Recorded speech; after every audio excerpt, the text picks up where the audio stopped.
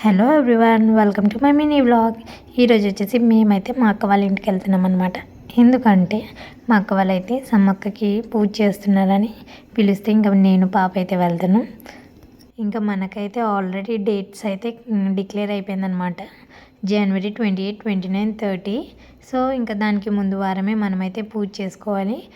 మనము మేడారం వెళ్ళినా వెళ్ళకపోయినా దానికి ముందు వారమే అందరూ సమ్మక్కకి అయితే ఇంట్లో అయితే పూజ చేసుకుంటారు అనమాట. ఇంకా అక్క వాళ్ళు అయితే వడి బియ్యం అది అయితే కలుపుతున్నారు. సో నేనైతే ఇదే ఫస్ట్ టైం అనమాట అక్క వాళ్ళ ఇంట్లో వడి బియ్యం అది కలపడం. ఇంకా అత్తయ్య అయితే మా ఇంట్లో నార్మల్గానే మేము చేసుకుంటాం, ఇట్లా వడి బియ్యం అది వేయం.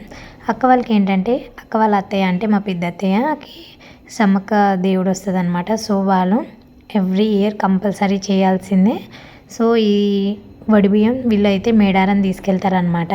ఇంకా ఫస్ట్ పెద్దవాళ్ళు 5 కలిపాక దాని తర్వాత ఇంకా మిగతా మేము కలిపామన్నమాట.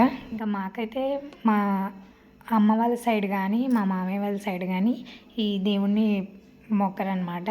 కానీ అత్తయ్య వాళ్ళ సైడ్ ప్రతి ఒక్కరు వాళ్ళ ఫ్యామిలీ మెంబర్స్ అందరూ పూజ చేస్తారు సమ్మక్కకి. కంపల్సరీ వాళ్ళైతే మేడారం కూడా వెళ్తారు. మేమైతే లాస్ట్ ఇయర్ వెళ్ళామన్నమాట.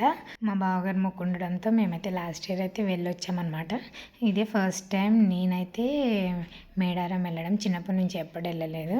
ఇంకా ఇక్కడ వచ్చేసి అక్క వడి బియ్యం అది కలిపేశాక ఇంకా ప్రతిదీ అమ్మవారికి రెండు పెట్టాలి కాబట్టి ఇంకా చీర, జాకెట్, పసుపు, కుంకం అన్నీ వాయనం అయితే ఇంకా అక్క పెట్టేసింది. ఇంకా పూజ అయితే అయిపోయింది. అక్కకి అలవాటు అనమాట, ఎందుకంటే వాళ్ళ ఫ్యామిలీ అంటే వాళ్ళ మదర్ సైడ్ కానీ హస్బెండ్ సైడ్ కానీ ఈ పూజ చేస్తారు కాబట్టి అక్కకి ఎక్స్పీరియన్స్ అనమాట. ఎలా చేయాలి ఏంటనేది అక్కకి బాగా తెలుసు. తను కూడా పూజలు చాలా బాగా చేస్తుంది.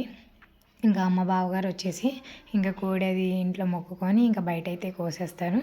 ఇంకా కోడి కూడా 2 తీసుకున్నారనమాట. వీళ్ళు వచ్చేసి మా చిన్న బావగారు అక్క అనమాట. ఇంకా వాళ్ళు కూడా వచ్చారు. ఇంకా పూజ అది అయిపోయింది. ఇంకా అలా సరదాగా కూర్చొని కాసేపు మాట్లాడుకొని ఇంకా మేమైతే ప్రసాదం తీసుకొని ఇంటికైతే బయలుదేరిపోయామన్నమాట. ఇంకా మన సమ్మక్క ప్రసాదం అంటే బెల్లము, కొబ్బరి అనమాట. ఇంకా అక్క వాళ్ళ ఇంట్లో పూజ చూసేశారు, మరి మా ఇంట్లో కూడా పూజ చూడాలి కదా. సో నా వీడియో చూడాలనుకుంటే నా వీడియోకి లైక్ చేయండి అండ్ సబ్స్క్రైబ్ చేయడం మర్చిపోకండి.